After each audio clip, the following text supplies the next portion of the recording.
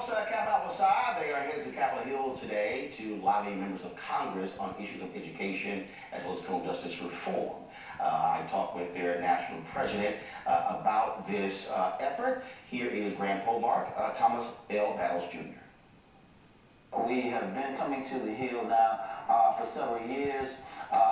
We started many years ago, and we called it the Biff Carter Capitol Hill, Capitol on Capitol Hill, named after Biff Carter, one of our brothers who started out many years with Congressman John Conyers in our civic engagement program. And so we're back again to talk about some very important issues that are affecting our community. I have long said that the black Greek system has probably the most sophisticated infrastructure in the black community because they are vertical and horizontal, and you have your grad chapters and your undergrad. So essentially you have these international organizations with international leadership. Then you have, of course, your national, your regional, your state, and then your local. But I still fundamentally believe that black Greeks, fraternities and sororities, have not fully used that power and their numbers to drive change collectively. I agree with you. We have over 150,000 people we've initiated over the years.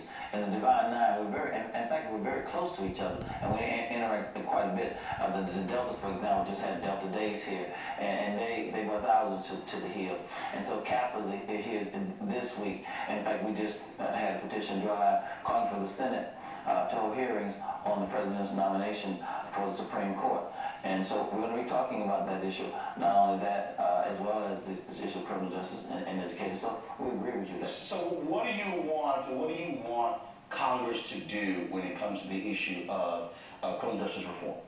Well, on that issue, we're saying that the disparities for our community are significant, and we're saying take a look at past legislation that makes sense for sentencing. The disparities is just the discrimination, and it's glaring, and so we want legislation that makes sense and pass that down to make sure that even legislators in states pass legislation, that legislation will follow in states so that the disparities will not be glaring and discriminatory. So when African American men try to get a driver's license to pay child support, and they'll be able to get a job, because these laws that's on the books now, they can't even get jobs. So when they got to pay child support, they can't even get a job because they have driver's license. They can't even get IDs to actually to try to compete to get a job.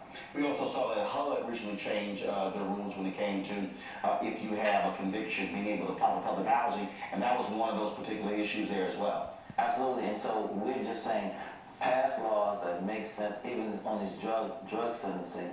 And so you see some of the issues now with even the political campaigns, and the issue with President Clinton and the protests against him, and the issues when he was president with Black Lives Matter. And so we're saying pass some laws that make sense, and let's just take a look. And I think there's a lot of traction on that now, so let's see what happens. What about the issue of education? And so what particularly you want Congress to do there? Well, what we're doing there, we're partnering up with our Kappa program. We have over 12,000 young men that we mentor quite a bit. And we're saying we think that we can impact the lives of these young men. And so we're trying to say to Congress that we're trying to put our young college students in a position so that, one, we can put African American men in classrooms to help teach our young our kids in schools. And so we're saying to Congress, we're building alliances, we're going to NEA, we're talking to schools. We want to stop the school-to-prison pipeline, and so we're trying to improve our academic achievement.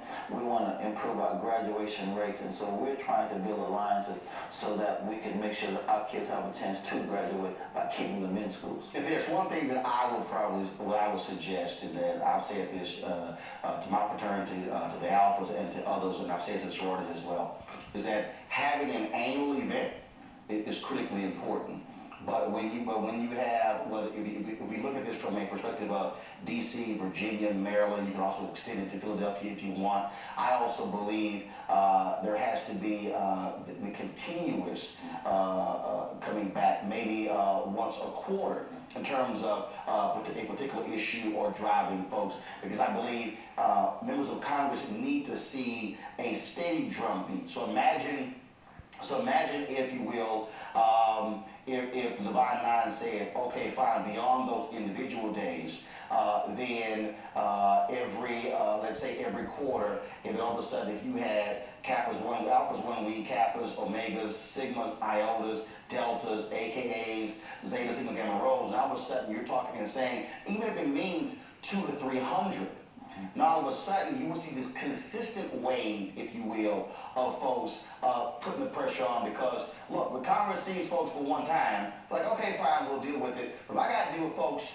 constantly, all throughout the year, that's a whole level of pressure that I think they absolutely need. Absolutely, and we've been talking about that in the Divine Nine, and actually we're on a call soon to begin to develop some strategies in that area, and especially when we come back to the CBC, I think you'll see some conversations in that area. Well, I'm more than happy to chat with some folks about that call, because again, when you have grad chapters and undergrad chapters, when you have older members and younger members, many organizations don't have that. And again, you have the ability to frankly see it, press one button, it goes out to all the chapters. That's organized infrastructure. And not only that, one of the things I think also is important we see in Ohio with State Representative Alicia Reed's head of the Ohio Black Caucus, trying to get that petition to put it on the ballot, a Bill of Rights, a voter Bill of Rights. As a matter of fact, when we questioned about 3 years ago, I was on a panel at CBC.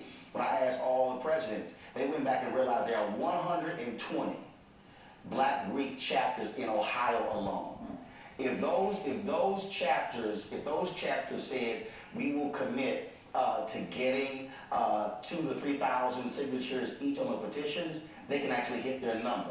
Black Greeks alone, with 120 chapters, can actually do that. Again, to me, that's again how we utilize those power and numbers. So Kappa Side is on board, and we're coming back, and we're here this week, and we're going to come back in September with CBC, and we're going to come back again every year to make it happen in our communities and those we represent. All right, well, y'all be sure to try to bring out more members about. No, that ain't gonna happen. I'm not trying. I'll talk to Mark about that. Yeah, there you go. All right, then I appreciate it. Thanks a lot. Thank you, sir. All right, folks, up next.